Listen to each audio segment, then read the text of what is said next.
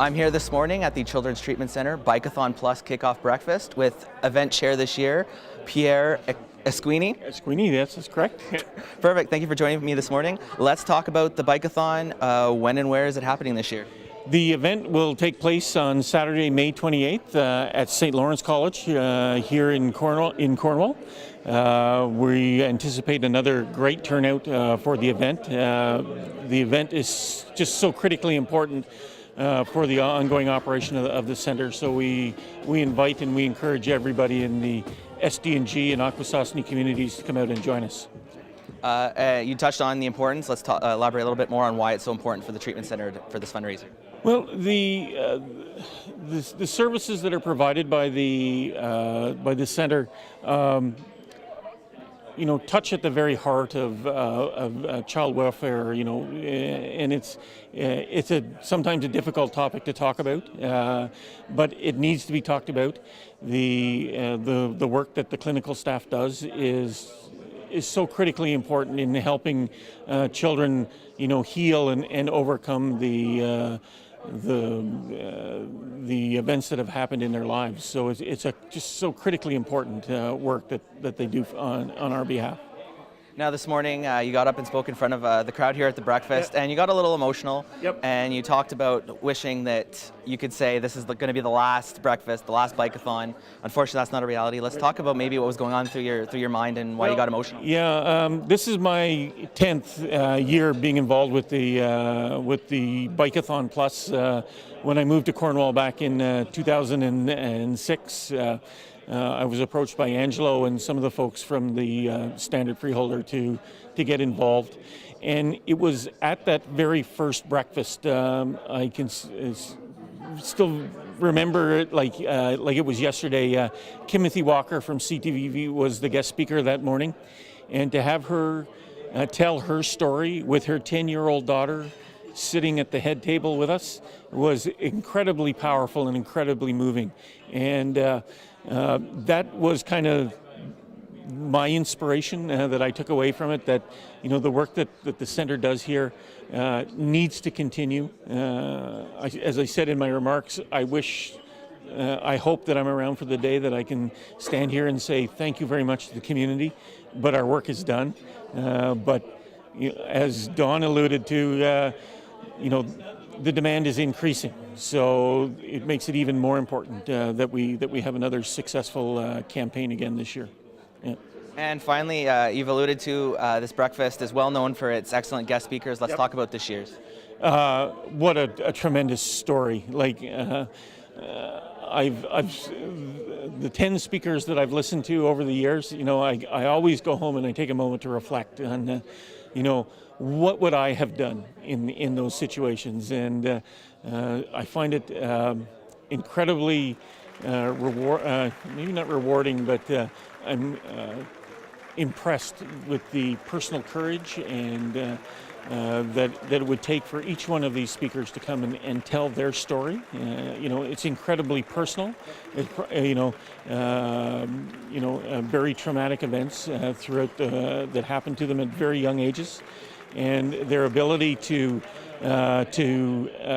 heal and overcome is simply inspiring. It's why I get up every morning and I enjoy what I do with my contributions to the Children's Treatment Center. So, Peter's remarks are it's a testament to him as an individual to stand up and share his message and to raise the awareness about the needs for the services of the Children's Treatment Center. We can't thank him enough for taking time out of his busy schedule to come and share his story and hopefully inspire the community to bigger and better things. Thank you so much for joining me this morning, Pierre. I thank you very much. I appreciate it. With me now is guest speaker at the breakfast this morning, Peter O'Brien. Thank you so much for joining me, Peter. Thank you, Don. So let's talk first about, we'll get right into it and talk about that fateful night that changed your life forever when you turned on the TV. Yes. Well, I wasn't sleeping and I got up and as my TV at home, and even though we in modern media do a lot of different a lot of platforms on which to watch, I still watch on the television set. So I put on TVO to see the evening documentary. It was a film called Chosen, which is an English film that won the English Academy Award, about child abuse at a school in England. And a guy looked to camera and described his abuser, and it was the same guy who had abused me 50 years ago. And it was really a stunner for me because, of course, I think kids think they're the only one. And so he wasn't named, but I knew it was him by the description of him.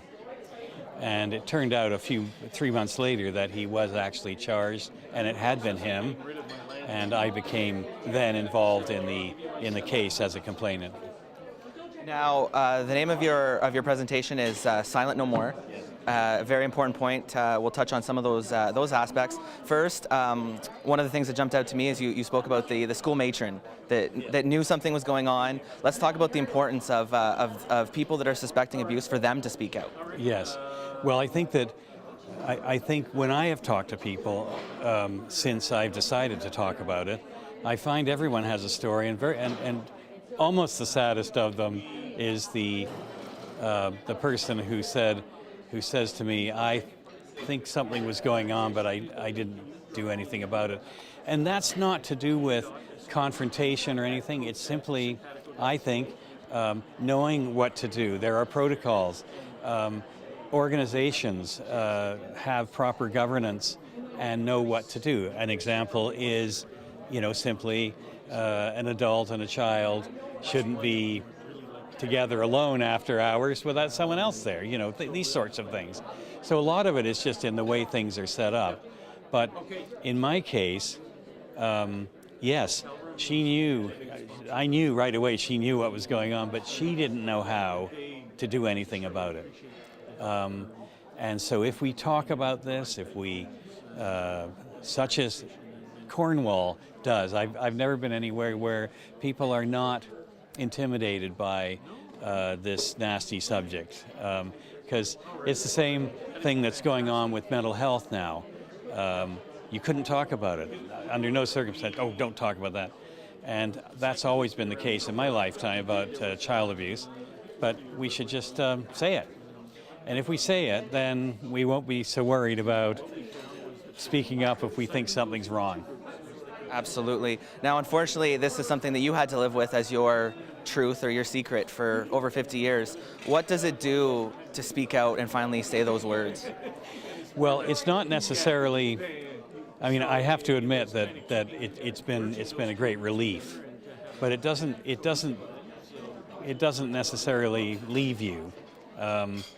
I didn't know what would happen, and that was one of the risks. Whenever if you open the box, you don't know what's going to happen, so I was worried about that, and I think it's too early for me. It's only 4 years to really say what has happened with me, except I will say that I'm glad to be able to feel okay about talking about it to other people, when I know just 4 years ago I couldn't even say it to myself. And I think your story is obviously an inspiration as well, that it's never too late to speak out, never too late to break the silence. Well, that's right, and you think, if I had spoken out earlier, what good could I have done to help so many kids over the last 50 years? But you can't do that. You can't worry about that. Unfortunately, I wish I had spoken out a long time ago. But as you say, never too late, and it's always possible to have an impact. Now, obviously, yeah, as you mentioned, the sooner you speak out, the sooner you can reach out for help, and this is a perfect segue to talk about the treatment center, what they do, and how important it is to survivors. Yes, well, they do so many wonderful different things in such a sensitive and immediate way. There's no waiting list. Anybody who's got this pain and suffering can access this amazing service. But the one I particularly talked about today was that when a child has been abused, to be able to talk to them right away, to be able, and these guys know the actual, steps to take. I don't have any idea about that, but to be able to allow a kid to talk about that is going to stop all the damage that's going to happen later if it festers. And obviously, you've seen kind of both sides of the coin. You're doing well despite everything, but you've also seen what happens to people when they don't have places to go, like the Children's Treatment Center. Exactly right, and I told that story about the homeless guy.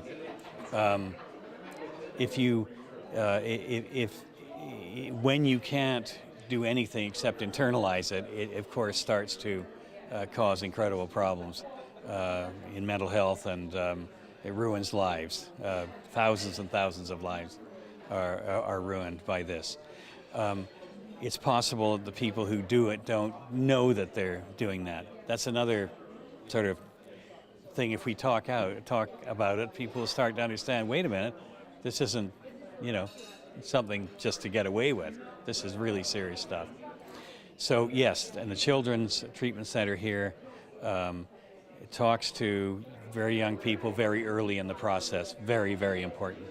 Right. And I just want to touch on finally, you mentioned the isolation, the feeling of, is it just me? So I'll let you have the last word to anybody watching that maybe hasn't spoken out yet, that maybe are survivors of abuse. What message do you have for them? Well, I would say that it's a very important and good thing to talk about it. It won't ruin your life. People will warmly receive what you have to say, and will to help you, and will want to help you heal with this secret. So I thought it would ruin my life if I ever said anything, but the opposite has happened to me, and here I am talking about it publicly, and it's been nothing but good. Thank you again so much for joining me this morning, Peter, and for coming to Cornwall and sharing your story. Thank you, Don. Thank you very much.